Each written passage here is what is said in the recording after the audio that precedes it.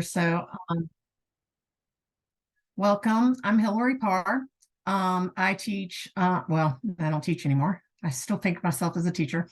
I'm the GD coordinator for Chesterfield County schools, and we're in the Region 15. So that is what I have been doing for the last 3.5 years, I guess, almost 4 years now, being a coordinator instead of being in the classroom. So my objectives today, I just wanted to be able to help y'all identify factors to consider when starting a Spanish HSE course and how to find some resources for the Spanish HSE course. I'm pretty sure that I can share this slideshow with people. I don't know if VAACE is going to get them from us and share them. But as some of you might know, we have been doing webinars for the Spanish high school equivalency over the past year and a half. I'm not sure how long we've been doing that, but there is a resource under VALRIC that has all the information that we have been gathering and putting together through this collaboration across the state.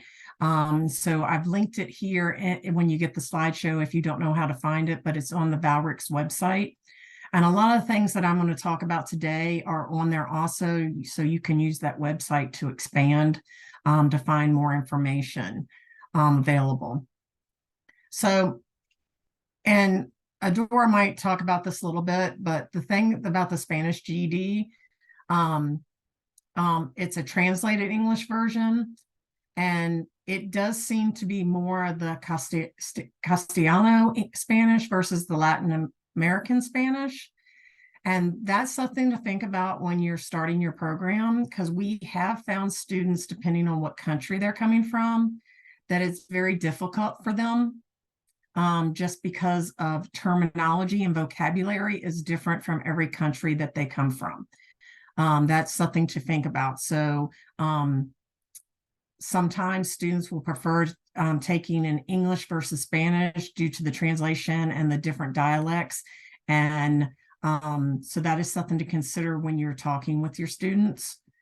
Also with the Spanish writing section, it's graded by speaking Spanish as their first language, or teachers who have the college degree. So another part of that is making sure that your students know how to do accents, marks, and things like that on the keyboard when they're taking the GED. So that was one thing that we have found, just the difference in the dialects. Sometimes it's difficult for the students just because of, there's so many different dialects just under Spanish from the different countries. So getting started. So what I want us to talk about first is there a need in your area? You really need to look at your area, your demographics, what's going on in your part of the state to see, is there a need in your area? So you could survey your ELA, ESL students to see who is interested in getting their GED. You can discuss needs with your partner organizations to see what they feel, if there's a need there for the GED in Spanish. Also, is there already a program in your area? Would you be duplicating or competing with that program? Maybe there's a program in your area that you can team up with. We have a couple programs here in Richmond that I've talked to, and we switch sending people back and forth depending on their needs. I know Charlottesville has a big program that they team with to help them with their Spanish students for the GED. And the other biggest one is talking to your high school counselors in your area. We get a I'm sorry, I was reading the comments, Adora. Thank you for that. We get a lot of our Spanish GED students from our high school programs. We have a lot of Spanish students who moved to this country, and a lot of times it seems to be that they got between 6th to 8th grade in their home country, and then they moved to the United States. And unfortunately, when they because of their age, they're put into high school, and they spend a lot of time in the high school doing more of English courses, and a lot of times they start to age out without having the ability to get their high school diploma because of missing credits and stuff. So we have a lot of students that come from our re-engagement counselors from that area, and gets transferred over to us. So your high school counselors, or if you have re-engagement counselors in your area, are a good area to find out about the need for Spanish GED. And feel free, if y'all have questions, put them in the chat or unmute if I'm in the middle. I don't have huge amount of slides today. I want it to be more open, question and answer. What can I help you from what we found out from doing our program? Our program's been going on this will be our 2nd full year. So we've done 3 semesters of it, and we found, we've been changing it as we found things that work best for our program. So that's what I'm gonna try to help you with. Okay, so finding instructors. So this was one of our big areas when we started our program. Like, how are we going to find instructors that are strong enough in Spanish, but also have English skills and teaching skills in the background to be able to really help the students? So one way is your community organizations. One of my Spanish teachers right now, he's new to me this semester, but he is very deep into his community organizations. And my prior Spanish teacher, I found her through community organizations. You can check with your K-12 school system. You might have Spanish teachers or bilingual English teachers or bilingual math teachers that are a good resource that may be willing to come teach for you. Internationally trained professionals, ITPs, from your ELA programs. I have 2 Spanish GED teachers, and like I said, one came from me from the community organization. The other is an ITP she went through our ELA program, and she has college degrees and everything from her home country. And that's how I found her, and she does wonderful for us. She does our level 1 Spanish class, and the students love her, and she's just been excelling and just building her teaching skills each year and moving ahead. The other thing is subject area experts, non-Spanish speaking, to co-teach. So don't just look for a Spanish teacher. Remember that part of anything that we do in Spanish, we're supposed to be incorporating English language learning into it. So a non-Spanish speaking co-teacher is a very good way to do that. It could be one of your other GED teachers. It could be one of your ELA teachers that helps to come in and be a co-teacher, but also helps build those English skills while they're working on their GED. We have a math expert. She's one of my high-level math teachers, and she co-teaches math with my Spanish GED students, but she is not fluent in Spanish. She knows a little bit, but she's not fluent in Spanish, and she actually teaches the math in English, and the main teacher is there to help translate if there's need, but they are getting math instruction in English while they are working on their Spanish GED. So it's a neat little thing that we kind of set up. We didn't set it out that way. We just needed somebody that was good with math, that was willing to go in and co-teach, but it has been a very big benefit to our program. And to our students to have that going on. So sorry, my slide didn't go. The next thing is recruiting students.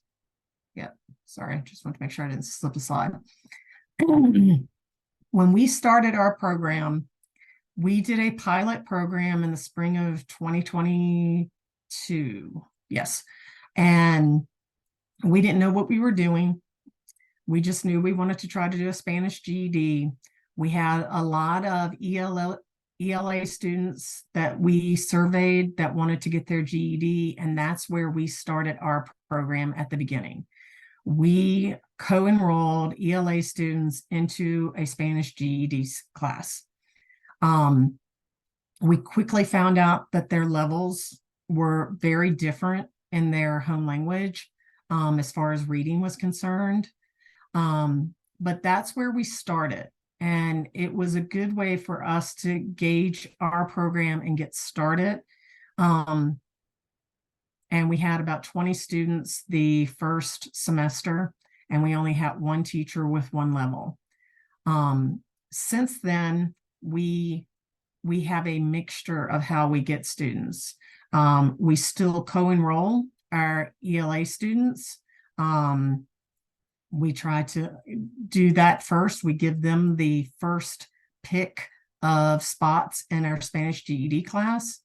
We also have partnerships with the Spanish radio stations in the Richmond area, and they advertise for us. They do very well at advertising for our ELA classes and our Spanish GED, and they do it for free.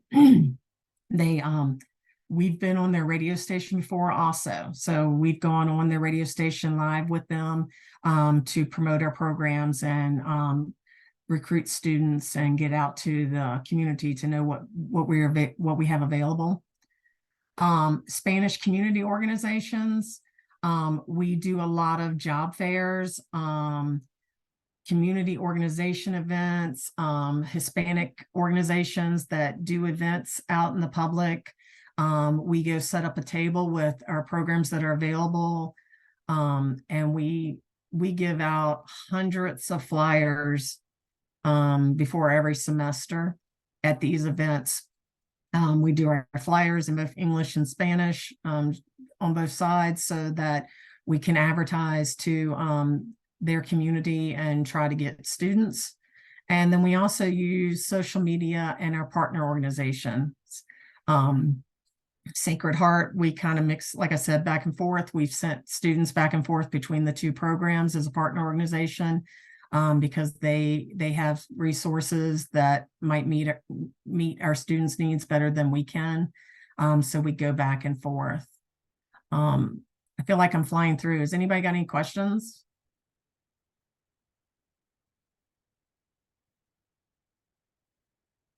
No, we're good. Okay. So now let's get into the difficult part, I feel sometimes, is trying to pre-test students and figure out if they're ready for a GED program, what level they are, how they are ready for the program, and maybe they're not ready or a good fit for our Spanish GED program, and we need to refer them over to some other organization or another part or our ELA. So what we are doing right now is we do CASA testing in our county. So we give all of our new students at orientation, they take the CASA math test, and they could do the TABE if you're a TABE organization. They do the CASA math test, which is in English.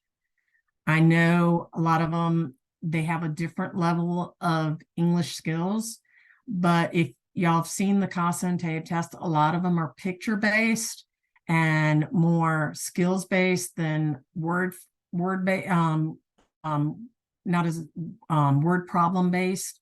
So it does give us a good idea, at least on their lower math skills, how they're doing. If our students are ELA rolling over, they've already been pre-tested for ELA programs. So we have those scores to see where their levels are and reading from their ELA program. But then we also give them the CASA Spanish reading test, which is a form 653 or 4. There's two. It's a web-based or print-based test. There's no locator or appraisal. They just take the one form, the level. But this has really helped us. We didn't do this the first semester.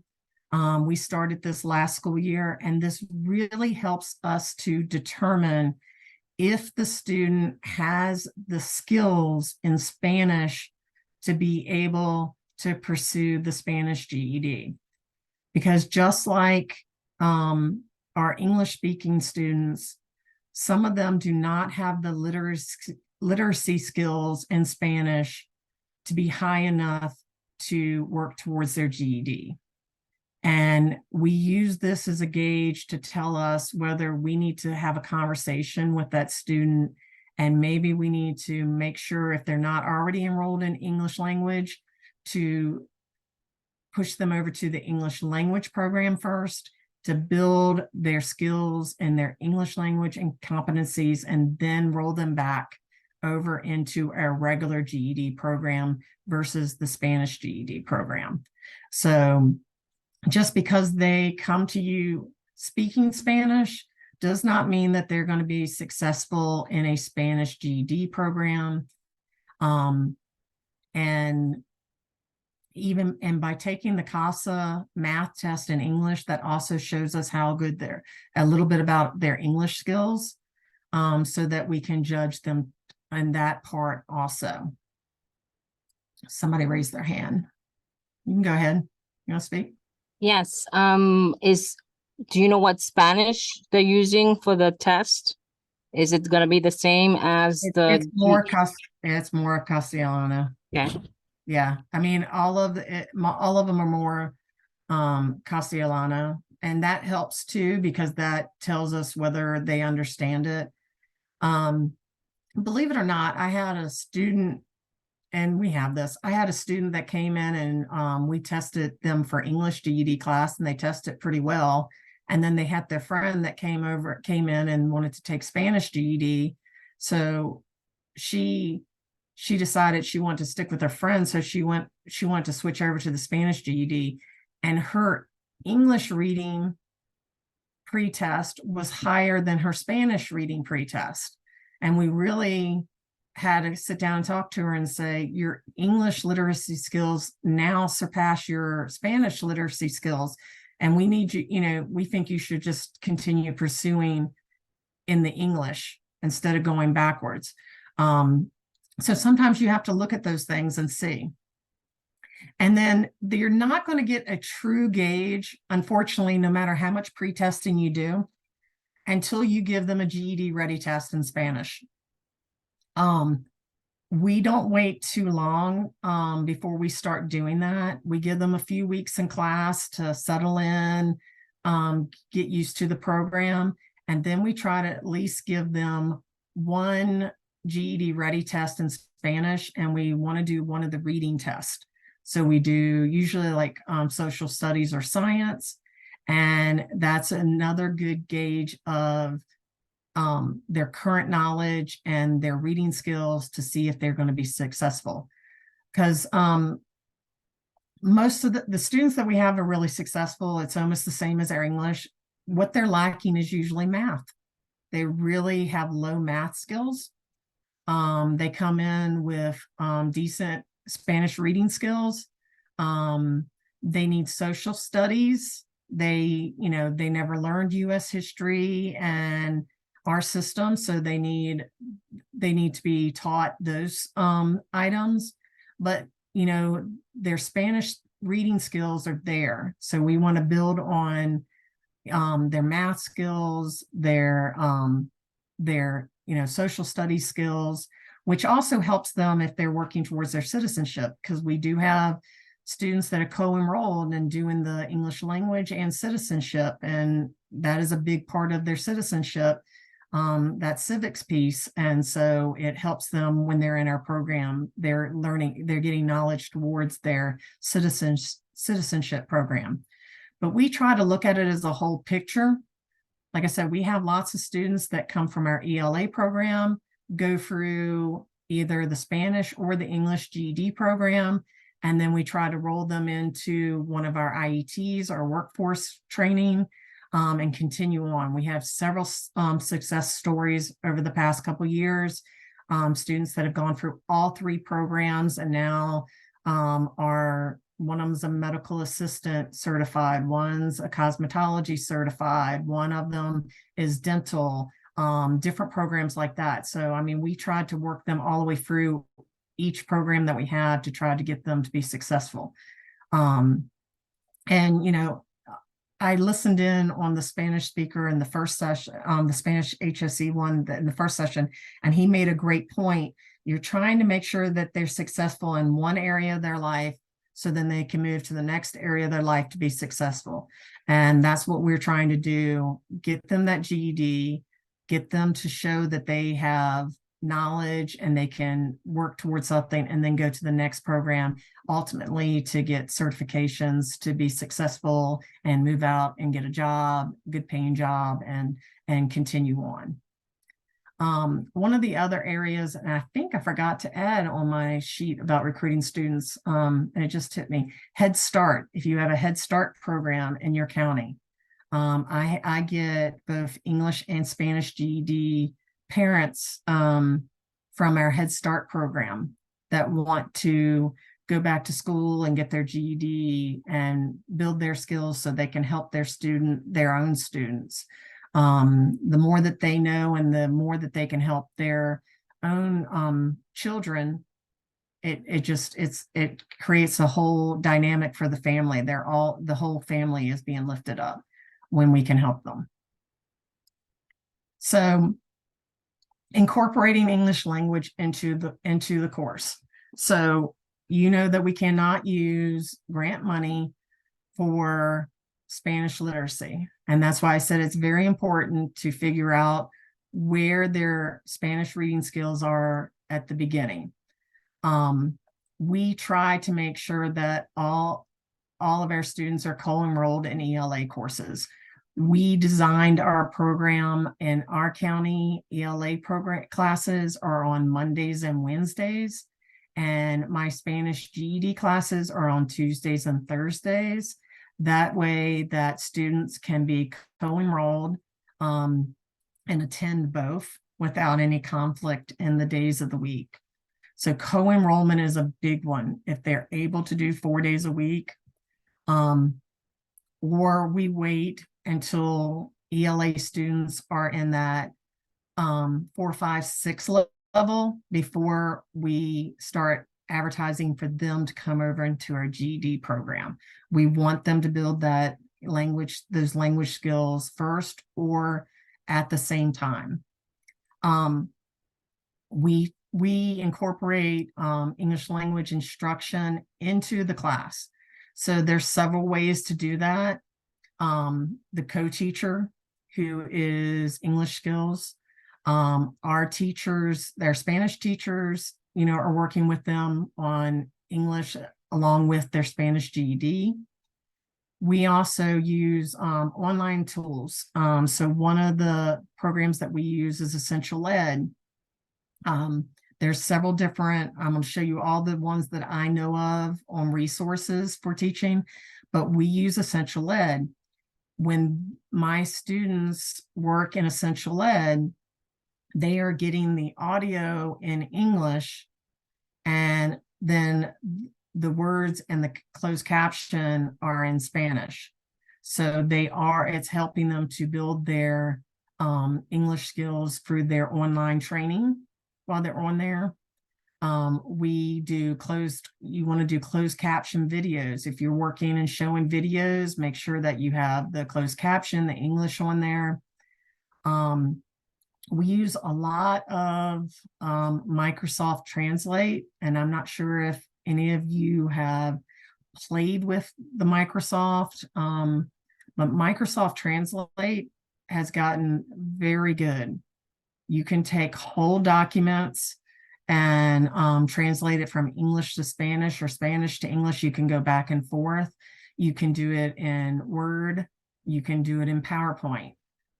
So we do a lot of translate to get materials to help our students, but also you can use it to do side-by-side items. Like if you're doing vocabulary, you can have the Spanish vocabulary and the English vocabulary beside each other. There's different ways you can use the English translate to help build their English skills while they are also working towards their GED. So those are a couple ways that we've been doing it, and we keep trying to build into it. So let's talk about resources. And I know there's lots of vendors out here, and I will tell you that I use a lot of them. So when you're a big part of our program when we started off was, where are we going to get books to help the students? Because we wanted books right off the bat, that something we could give to the students to help our teachers get started. And since then we've grown to, we have a selection for our teachers of all these different programs. And now we've gotten very good at using materials that our teachers had already created in English, and using like Microsoft Translate to translate them into Spanish, and so that we can build on our resources that we have. So Aztec has two programs. They have their preparation GED. Does anybody on here use Aztec in England, the English version of Aztec? You can put it in the chat. Does anybody use Aztec? So they have their Spanish GED online, but they also have their whole print series. So if you've ever seen it was the old Steckbahn, and now it's the Aztec Steckbahn print series with all the subjects. They have them in Spanish for GED and for the pre-GED. And I have a couple sets of these that my teachers use as reference to help them, like if they need to find things, or they need to help students in different areas. These books also on when you do a score report on GED, this is one of the books that you can get page numbers and stuff from a scores report when they do a GED ready to help. Essential Ed. Again, Essential Ed it's not, so Aztec was written by Spanish speakers. It was designed more from the Spanish level, is what I've been told from reading and from talking to the people at Aztec. Essential Ed is more of a translated. There's a toggle switch. So I want to show you, like, the students can toggle between English and Spanish on Essential Ed. So if you already have Essential Ed, your students can toggle between English and Spanish and get the same material. The audio remains in English, while the written instruction, the remediation, the practice test, and the quizzes are in Spanish. So anything that's written is in Spanish, but all the videos that are helping them explain are in English as they're going for Essential Ed. This is another book that we've gotten. This is the only true big, thick GED book that I found that's good in Spanish. It's the McGraw-Hill. I bought some from Amazon. It's kind of like the Kaplan books. If you use them, they're all 4 subjects together. So that's another resource to have if you're looking for a Spanish resource. The McGraw-Hill one. New Readers Press. All of their score boost books and their writing for the GED and their social studies and science books are in English and Spanish. These are the books that we gave to our students. And the main reason is it helps my co-teacher that's English. So the English version and the Spanish version are the same.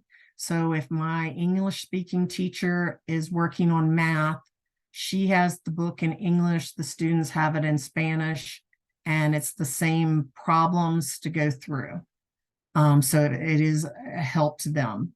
But this series is, you can get it in Spanish. You used to have to buy it in packs, but now the Score Boost books, you can buy them in by the book. You don't have to buy all 8 books in Spanish anymore.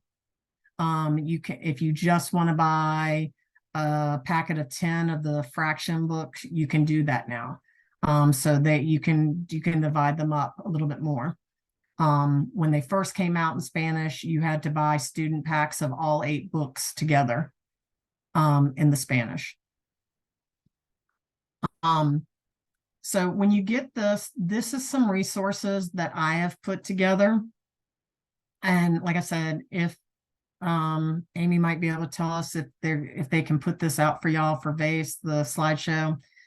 These are all links that I have found, but there is a lot out in the world and on the internet that's already there for Spanish GED, and it keeps building as programs build.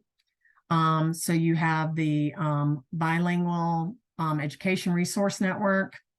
You have GED Practice Test. GEDpracticetest.net now has Spanish practice tests for free online they can play.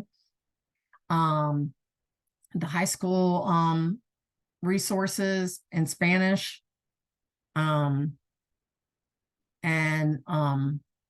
That one is a Google site from Boise State.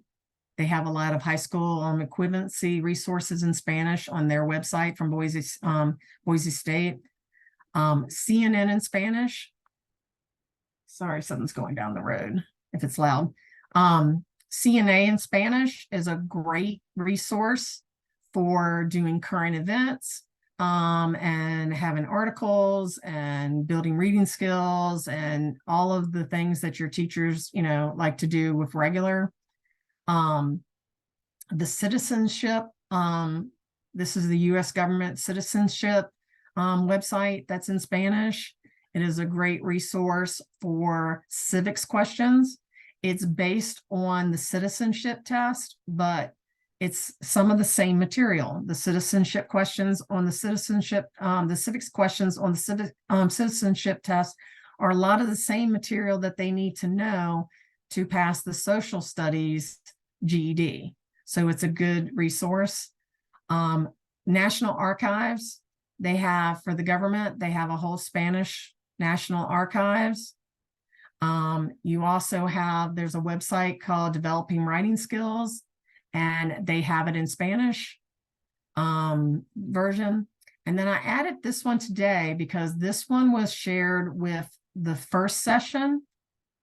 He shared us with us. This is a GED resource from the gentleman who did the first session on Spanish high school equivalency in I might be wrong, wasn't it? I think it was it Arizona or Arkansas? I can't remember what state he was from. Sorry, I just lost what state he was from. But I went ahead and added to my slide real quickly in case y'all missed that presentation today. He has some great resources. Hector Martinez. Yes. What state was he from? What program? I believe it was Kansas City. Yeah. It was Kansas. Yeah. So I added that on. So just another one. And actually it helped me because if I can go back to this, I'm gonna dig into his resources later this week, because that's all we can do in the GED programs is find those resources that people have created and try, whatever we can use to help our students. Dora sent something. Oh, yeah, the explanation for the Spanish writing. Okay. In the chat, she put a link in there for the Spanish writing test for the GED with some information for the symbols. Okay. So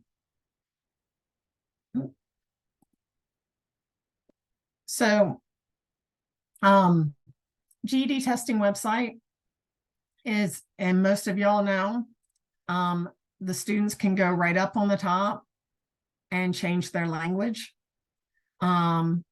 And so when we start with our students building their GED account, we teach them how to change the language on the website to help them navigate the GED.com website and materials and things like that. As a teacher or administrator, I'm sure if you're like me, you've seen every screen that the students go through in GED.com a million times, as you've helped years of students navigate GED.com. So even though it's in Spanish, believe me, you'll be able to help your students, even if if you don't read Spanish, because it is all similar to go through to help them. But it is great that they can go right there and change the language.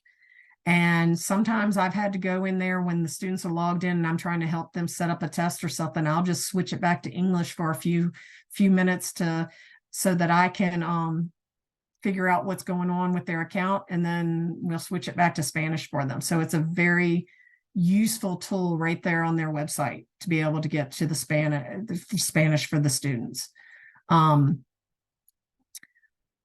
So another big issue for GED testing is government issued photo IDs to take the official test. And this is something that you need to work on with your students when you start,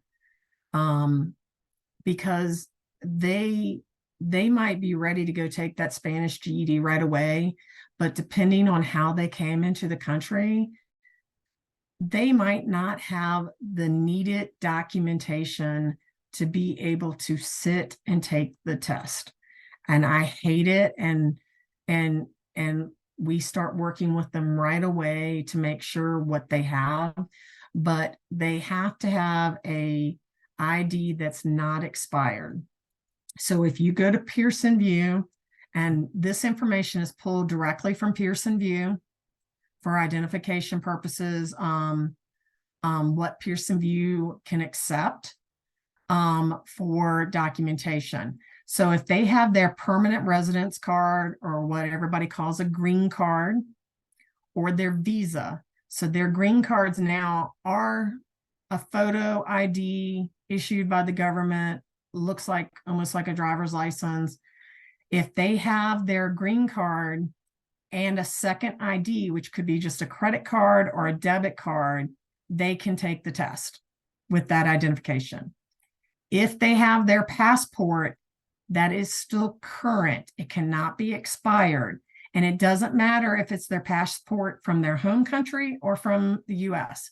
If they have a government issued current passport, they can use that as their identification. They can use a government issued driver's license from their home country or from the US if they are current and not expired. And it can be a full or a provisional driver's license.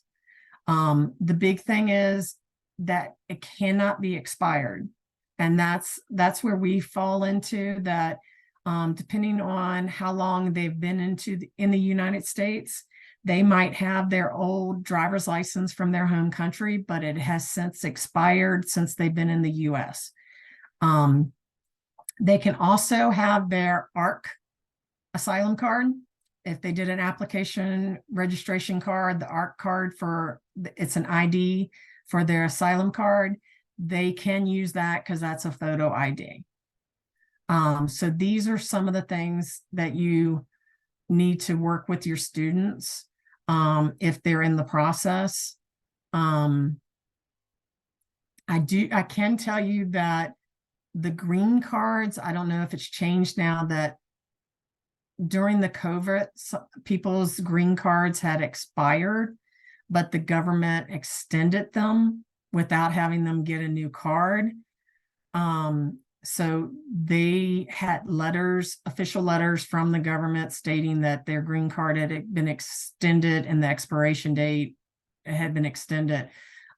So even though the card might say not, if they had the card and the letter together, to show that their green card had been extended, that was acceptable. I'm not sure if that's changed, but a lot during COVID was things were slow to get extended. So got a couple more slides and then we can dig into the questions and answers. So I wanted to put a couple things, and I asked some of my staff that helps me, and we try to kind of think of things that what we've learned so far in our program. Spanish students tend to have higher attendance rates than others, and they work well together in study groups. I will tell you that their attendance is great. They love to work in small groups. They love to help each other. They want to learn and often will continue to return to class after getting their GEDs. I have a lot of them when they finish their GEDs, they'll just beg me like, can I still come to class? Because they still want to learn. They want to, keep growing. So they are excited. Even though Spanish is their native language, they still may not have Spanish literacy. And I've already talked about this multiple times, it's important to either have multiple level classes or be restrictive on pre-testing and entry into your program for success. You got to be able to somehow judge their Spanish literacy for your program, because we're not teaching Spanish literacy. So that is very important to figure out where they are. You need to access their knowledge in Spanish early on to be able to gauge success. And that's one of the reasons that I switched over to doing the CASA Spanish reading test, because that helps me from day one to get a gauge on their Spanish literacy skills. Some students will prefer to take the test in English versus Spanish, even if it takes them much longer. So you really need to talk to your students individually to see what is their goal and what they want to do, and then help them to reach that. A lot of the English language students, when they're coming over to the GED, they want to continue in English. And they will start in the lower level GED classes just to keep building their English and moving up.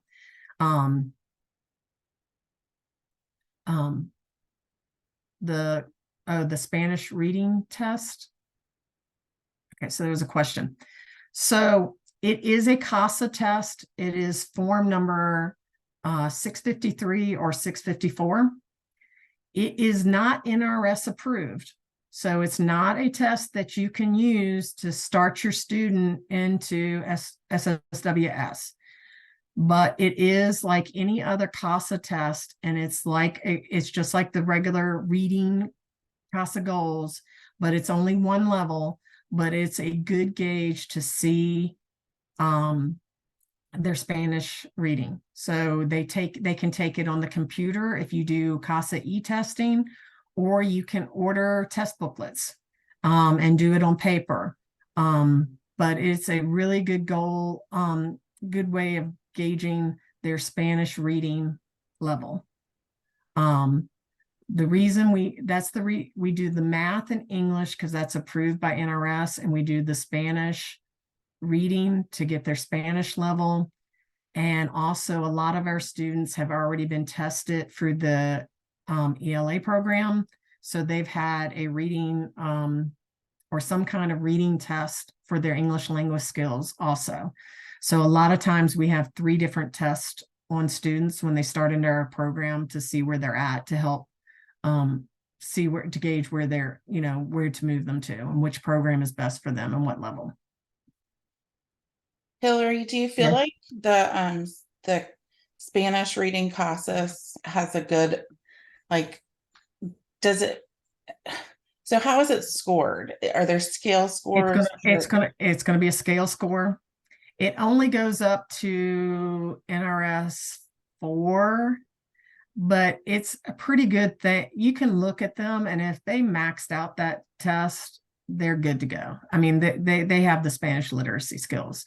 If they come back on that Spanish test and they are an NRS level 1 or even 2, that they're going to really even struggle in Spanish.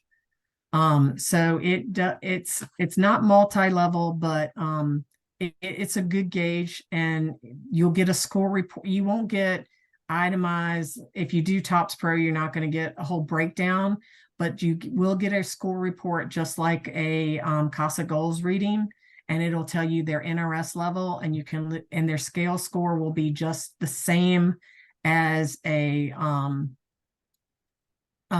regular goals reading. It's on that In same the chart. Oh, okay, it's the same chart. That's what I was Yeah, wondering. you can kind of gauge what level they are from that. And Okay, like I so said, it's not multi-level, so you're not going to see if they're like a 11th, 12th grade level. But if they can get pretty high on that, maxing out that test, you know that they have that Spanish skill. right, it was explained Yeah. to me that it only goes to like a Spanish ninth grade level assessment. So they would have to really max it out to really be an ASC student, correct? So Yes. okay. I mean, we look at that to see.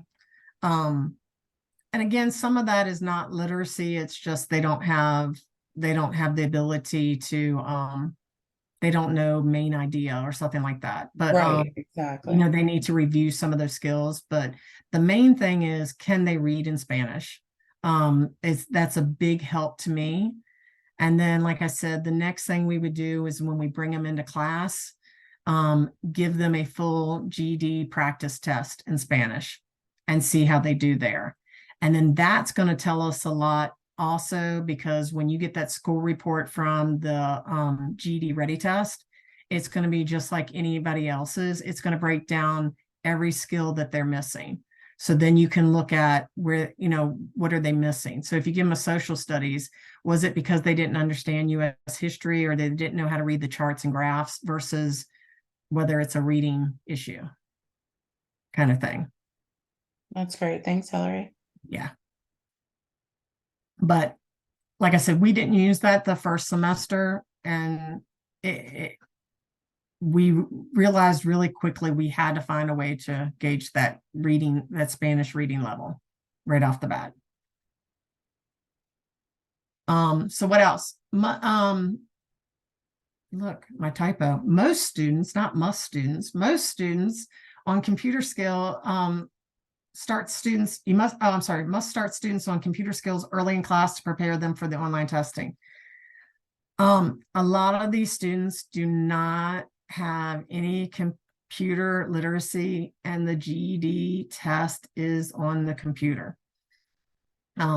So you got to start them right away. Like I said, we use the computers all the time for them. We're building that computer literacy along with while they're in the program. But they have to get comfortable with using computers. They got to be able to navigate them and that sort of thing to be successful on the test. So that is you need to figure out how they're doing with computers, and you might need to be working with them. We're lucky that we have computer labs that we can put them in during class time, let them get on computer programs like the Essential Ed or GED.com or any kind of website that the teacher's using to help them, you know, towards the test, but it's also helping them get more comfortable. We can tell right off the bat, we do e-testing for our Spanish students. And the first day we're with them, we can tell which students can navigate through a CASA test on a computer and get them all set up and stuff versus who can't. So that's a really good gauge right off the bat, like computer skills. But it is important. You got to help them, and just like any other student, but you got to help them with the computer skills. Making sure to have ESL and Spanish GED classes on different days. I've already talked about that because the co-enrollment is a very important piece to these programs to make sure that they're getting the co-enrollment. If the student is co-enrolled in ELA classes, it's important to notify their teacher so that reading comprehension and writing support can be provided on the ELA side. You want your two teachers to work together. You want that partnership between the ELA and the GED program, whether the student is in Spanish GED or English GED. You want, if they're co-enrolled, you want to have that piece. You want both teachers working together to help the students. And I added this at the bottom. This has like been the best thing that our secretary retired.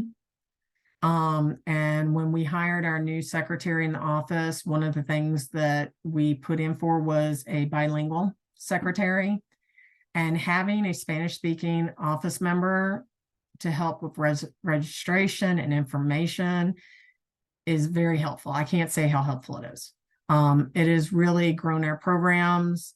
It really makes our Spanish speaking students feel comfortable when they call the office or come into the office. And so, you know, if you do have that, if you have a person that can help with just information sessions, if you have, if you're going to go out to community events, if you have a staff member that's bilingual, that can be at your table helping with getting that information of your program out, it's very important. We did get by before. We would use translating services on the phone. We had one Spanish speaking staff member that worked in the office 1 or 2 days a week, and but unfortunately a lot of times before we had someone 5 days a week, we'd have to say, can you basically have to call back on Tuesday, which is not good for your program. So that is something to think about, is having some kind of way. And you might already have something set up if you have ELA programs, but just having some way to have someone who's bilingual to help when you're doing these programs. We also, when we do orientation sessions, we have all hands on deck, as many people that are bilingual to help. I do not speak Spanish, and I'm usually the one giving the instructions, and then I have people that translate. But it's very important and to help make the program smooth, and that sort of thing. So questions, hit me up. What's your questions? What did I not cover?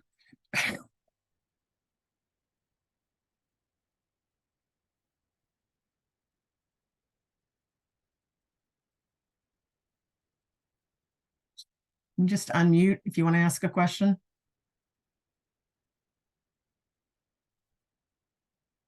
Anybody? It doesn't sound like, Hillary, you use any kind of cut score. You kind of just pull all the pieces together and make an analysis, or for I have Spanish level 1 and Spanish level 2. And I look at their Spanish reading to see if they're going to be successful. And then after I do that, then I use their math score to level them out, if that makes sense. Because my Spanish level 1 is going to start at the basics. It's going to start at number lines, fractions, questions, just like my math level 1 in my English GED classes. It's going to start at that same, starting at the bottom and moving up. Usually after they've done 1 semester in level 1, we move them up to level 2 to get higher. But if they have that Spanish reading skill, then we're going to kind of level them out based on, like I said, the math. We also look at their history. We look at their ASPD sometimes. If it's a student that has come over from the high schools to us through my re-engagement counselors, I usually can get a little bit more history on from the re-engagement counselors on what they did in high school and where they were at. But a lot of times looking at their ASPD, see what grade level they made it to in their home country, and if they, did they do any high school, were they even in school in the US? That helps to gauge. But like I said, it's almost an individual process. we have 40 people in our program, and it is the hardest day, the day after registration, for me to sit down and like pick through and figure out where to put the students after I get all the testing scores. And then a lot of times we have to call back up to students and talk to them and maybe say, hey, you need to go to ELA. It's a little bit different than the English GED, because the English GED, I give them the math, their reading, I have a cut score for each level, and whatever their scale score is, that's the class they go into. So we have a cut score for between Math 1 and Math 2, and we have a cut score between. So we break our English GED up to math and critical thinking. So critical thinking is focusing on the reading, the science, the social studies, and then we do math separately. So I have a cut score for the critical thinking 1 and 2 based on their, reading score. It's just a little bit harder with the Spanish because you're giving them a math test, but the math test is in English. So you almost kind of have to pull out between all the scores and looking at their ASPD and their history and what information you know about them to be able to figure out, 1, if they're going to be successful at all and that you want to bring them into the program, and then 2, where to put them. And it's a guessing game because sometimes you put them in the wrong level and my teachers decide that they need to be adjusted once they see. So that can happen. Thank you. Sounds like we're up against a lot of the same things. We did just add an application to our process, our intake process, so we could gather some of that information above and beyond what's on the ASPD ahead of time. What do you feel like your academic strengths are, things like that. And then we also get to see a little piece of their writing in Spanish as well from doing that. So we'll see how that goes. I'll let you know. Yeah, it's a process. I mean, anybody who's on here that's thinking about doing it, go through the steps, but just start. And I suggest, like I said, start small, start in a class and figure out what works for your community, your program, how to work it out. I really suggest, if you're going to start off, start the way we did, pulling directly from your ELA classes to start with, because they're already academic, they're already working, they kind of know your system and your programs, and it makes it easier to get started. Bringing people straight out of the public, which we do now, but again, we gauge them really closely when they're not already co-enrolled, and we always try to get them to co-enroll. It's harder to gauge them, but start off slow, figure out what works for you, get the resources, and just start and build from there. I would love to add, so right now I have only Spanish GED at night on Tuesday and Thursdays, and I have a level 1 and level 2. I know there's a need in our area for daytime Spanish, and one of my teachers is willing to teach during the day and at night. I just don't have the people yet for it, and that's something we're going to work towards for maybe next semester. That might be a hybrid program, where they're physical 1 day a week in person and she works with them. And then we make sure that those students have access at home to computers, and then maybe they do computer work and other work, like essential ed and stuff at home the other day or something like that to help, which really helps with daycare and transportation also. But that's our next step in our programs, is in building this program, is possibly adding the day class, and in some form or another, whether it be 2 days a week or a hybrid type day program. So it is a process to get started. It is great if you can find teachers that are already familiar with GED, but if not, don't let that scare you. team your Spanish GED teacher up with a excellent English GED teacher and let them work together. The math teacher that co-teaches with them, she took and made a pacing guide for Spanish level 1 and 2 math for them, to go along, like how to start and to build upon the math. So they've worked well together in building the math portion of the Spanish GED, and things like that. So those are the things. How many people on here have a program? Does anybody on here already have a program? I see, trying to see who's on here. Not a whole lot. Tracy, do you have a program? You don't. Who else is on here?